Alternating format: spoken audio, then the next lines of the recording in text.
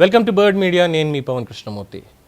National crime records bureau, జాతీయ నేర గణాంకాల బ్యూరో వాళ్ళు విడుదల చేసినటువంటి 2024 నివేదిక దేశవ్యాప్తంగా నేరాల పరిస్థితి మీద ఆసక్తికరమైనటువంటి చిత్రాన్ని చూపిస్తుంది. దేశంలో మొత్తం 58.8 లక్షల నేరమైనటువంటి కేసులు నమోదయ్యాయి. అయితే ఇందులో ముఖ్యంగా తెలుగు రాష్ట్రాల గణాంకాలు ఇప్పుడు రాజకీయంగా కూడా చర్చనీయాంశంగా మారుతున్నాయి. తెలంగాణలో 2024 సంవత్సరంలో మొత్తం 2,17,976 కేసులు నమోదైతే ఆంధ్రప్రదేశ్లో 1,68,788 కేసులు నమోదయ్యాయి. ప్రతి లక్ష జనాభాకి నమోదైన నేరాల రేటు చూస్తే తెలంగాణలో 568.9% ఉంటే ఆంధ్రప్రదేశ్లో 316.1గా నమోదైంది.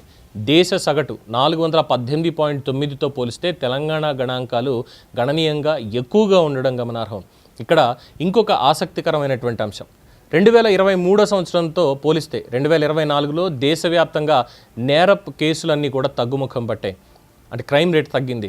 భారతదేశం మొత్తం 62.41 లక్షల నుంచి 58.8 లక్షలకి తగ్గాయి. అంటే జాతీయ స్థాయిలో 5.7% తగ్గుదల నమోదైంది. అట్ ద సేమ్ టైం ఆంధ్రప్రదేశ్లో కూడా నేరాల సంఖ్య 1,84,293 నుంచి 1,68,788కి తగ్గి 8.4% తగ్గుదల కనిపించింది. కానీ తెలంగాణలో మాత్రం పూర్తి విరుద్ధమైనటువంటి దిశలో ప్రయాణించింది.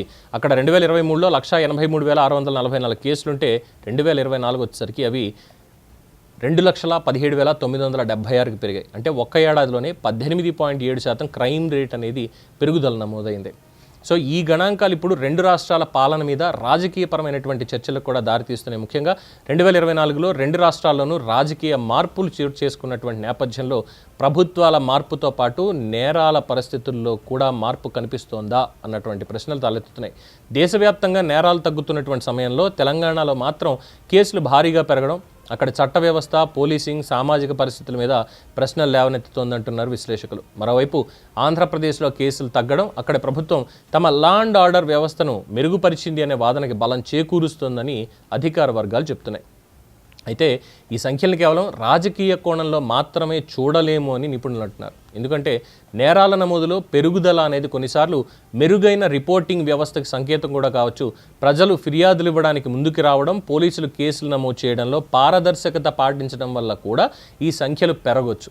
అయినప్పటికీ జాతీయ సగటుతో పోలిస్తే తెలంగాణలో ప్రతి లక్ష జనాభాకి నమోదైన నేరాల రేటు చాలా ఎక్కువగా ఉండటం మాత్రం కాస్త ఆందోళన కలిగించే అంశంగానే కనిపిస్తుంది.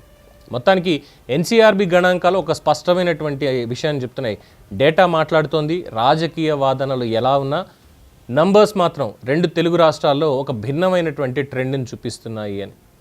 ఎన్సీఆర్బీ రిపోర్ట్లో ఇందాక చెప్పుకున్నట్టుగా ఆ కంప్లైంట్స్ ఇవ్వడం అనేది పెరిగింది. దాంతో పోలిస్తే రాజకీయ పరంగా చూసినప్పుడు మాత్రం విమర్శలు, ప్రతి విమర్శలు ఇవన్నీ కూడా బాగానే నడుస్తున్నాయి.